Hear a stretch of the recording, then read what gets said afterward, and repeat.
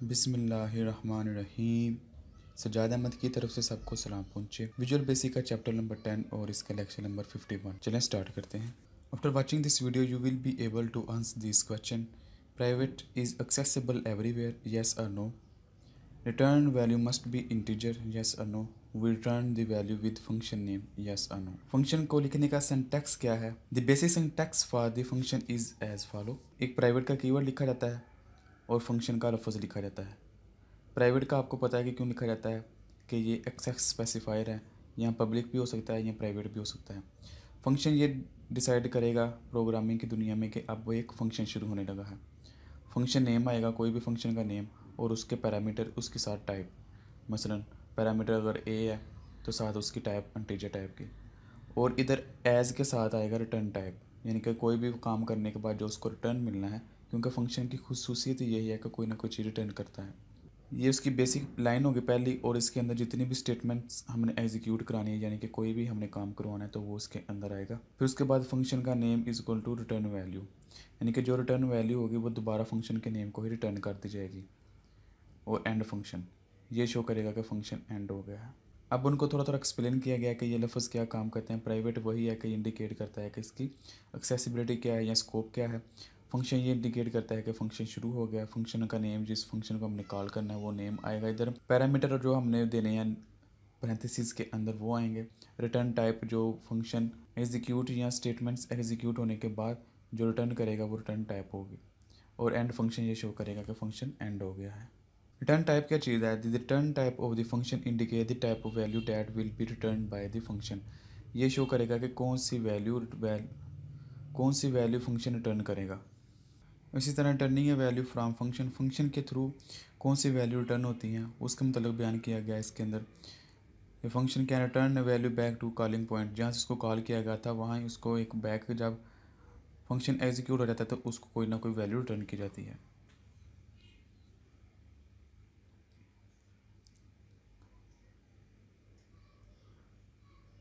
इसी चीज़ को समझने के लिए एक प्रोग्राम दिया गया। Write a program that inputs marks as a text box and pass marks to the function. The function calculate the grade and return back. Function क्या करेगा? मार्क्स लेगा और उस मार्क्स के रिलेटेड कोई ना कोई ग्रेड जनरेट करेगा और फिर दोबारा उधर ही आ जाएगा जहाँ उसको कॉल किया गया था। The grade is finally displayed the message box. वो ग्रेड फाइनली मैसेज बॉक्स में शो होंगे। ये वही चीज़ है जो हमने पहले एक स्टैंडर्ड प्रोग्राम शुरू किया और उसके अंदर ये टेक्स्ट बॉक्स लगाया, ये लेबल लगाया और ये बटन लगा दिया। उसके अंदर ये इधर से लाइन से नीचे से शुरू करते हैं। जो हमारा पहला स्टैंडर्ड मेन प्रोग्राम होता है वो इधर से शुरू होता है। प्राइवेट सब कमांड क्लिक होने पे क्या होना, डिम मार्क्स एज इंटीजर, कोई भी मार्क्स आएंगे वो इंटीजर टाइप के हैं। और GR ग्रेड के लिए एक वेरिएबल डिक्लेयर कर दिया था कि जो भी ग्रेड आएगा वो GR में स्टोर होगा। टेक्स्ट बॉक्स 1 के ज़रिए जो भी टेक्स्ट आएगा वो मार्क्स के अंदर स्टोर कर दिए। फर्ज करें इधर 80 आते हैं या 80 आते हैं। उसके बाद एक ग्रेड के फंक्शन को उन्होंने कॉल किया।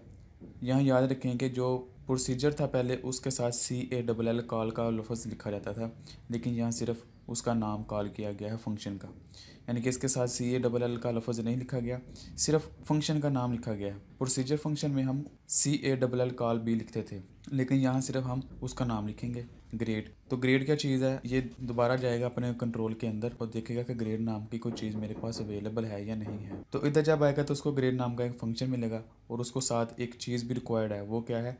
एक वेरिएबल m, एक वेरिएबल जो कि इंटीजर टाइप का होगा। और जब ये काम होने के बाद एज स्ट्रिंग, यानी कि ये रिटर्न वैल्यू जो होगी वो, इसको हम बाद में देखते हैं।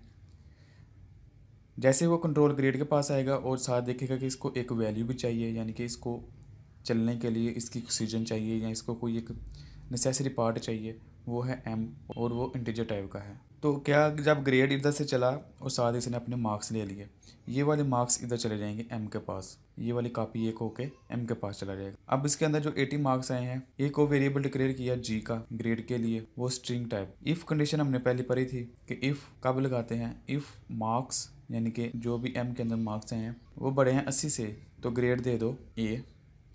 एल्स इफ मार्क्स बड़े हैं 60 से तो ग्रेड दे दो B। एल्स इफ मार्क्स अगर बड़े हैं 40 से तो ग्रेड दे दो C। एल्स ग्रेड दे दो F, यानी कि अगर इनमें से कोई कंडीशन भी ट्रू नहीं है तो फिर F ग्रेड दे दो। ज़ाहिर सी बात है इस इफ़ में से कोई ना कोई एक इफ़ ने चलना ही चलना है, और जो भी चलाओ उसमें से एक G की वैल्यू आएगी, या इधर से या इधर से या इधर से या इधर से। जो भी जी की वैल्यू आएगी वो इसमें होगी और हम ये दोबारा साइन कर देंगे फंक्शन के नेम को, जो कि नाम है ग्रेड का। हमने पहले ही पढ़ा था कि रिटर्न वैल्यू कैसे करते हैं, जो भी वैल्यू आती है वो फंक्शन के नेम को साइन कर देते हैं। तो वो वैल्यू फंक्शन के नेम को साइन कर दी ग्रेड को। अब ग्रेड के पास क्या है, फ़र्ज़ करें 80 मार्क्स हैं तो ग्रेड के पास ए है। अब ए वैल्यू वो दोबारा लेके इधर से ये फंक्शन एंड हो गया, ये कंट्रोल पूरा ख़त्म हो गया।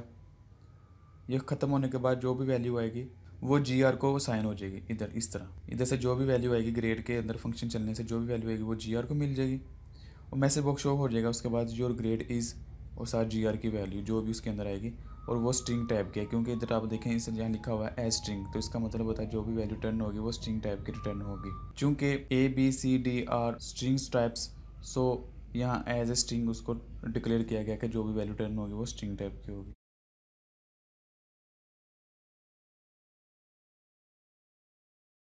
Enter marks in text box and click the button, कह रहे हैं कि इसमें एंटर मार्क्स करें कोई भी। इधर फर्स्ट किया 75 एंटर किए गए हैं तो इसका ग्रेड आ जाएगा बी।